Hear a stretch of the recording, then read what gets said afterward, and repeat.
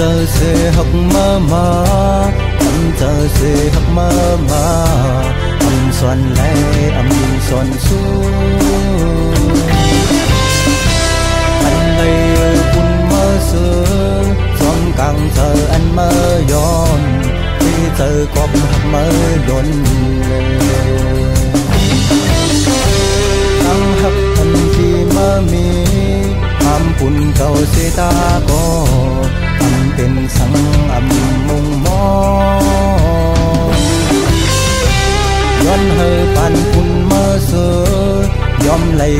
tu chơ khi giờ có học mơ có âm xuân hơi mơ nhìn hương thư tăng hấp anh câu mi tỏ nơ mơ xuân lấy hân xuân lấy ha có lấy hoa bên lòng xuân đi ta có mong anh hơi sự kinh hạ mong anh hơi dù kinh ý đủ bên tăng thiết sẽ câu quê lệ lòng hăng mơ bỏ liếm hăng lương tổ dân thâu hoa hoàn cao âm tiếng chuồn tiếng thơm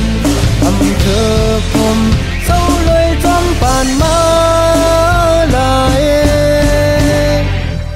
vì có nhân hữu tổ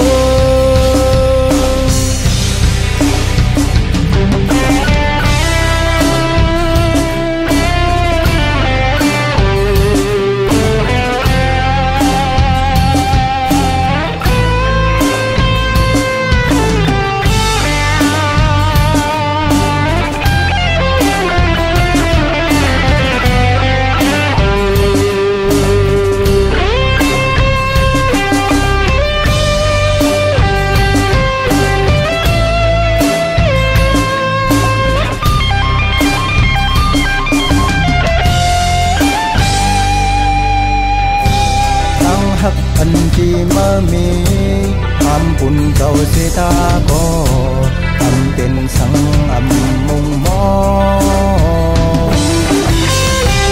ย้อน hơi bàn buồn mơ xưa yom lấy tu chơ khi giờ có học mơ có âm xuân hơi mơ nhìn hương thư tăng hấp anh câu mi tỏ nơ mơ xuân lấy hân xuân lấy ha có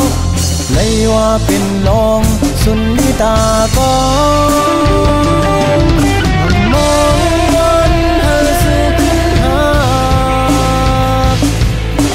mong anh hơi dù kinh ý đủ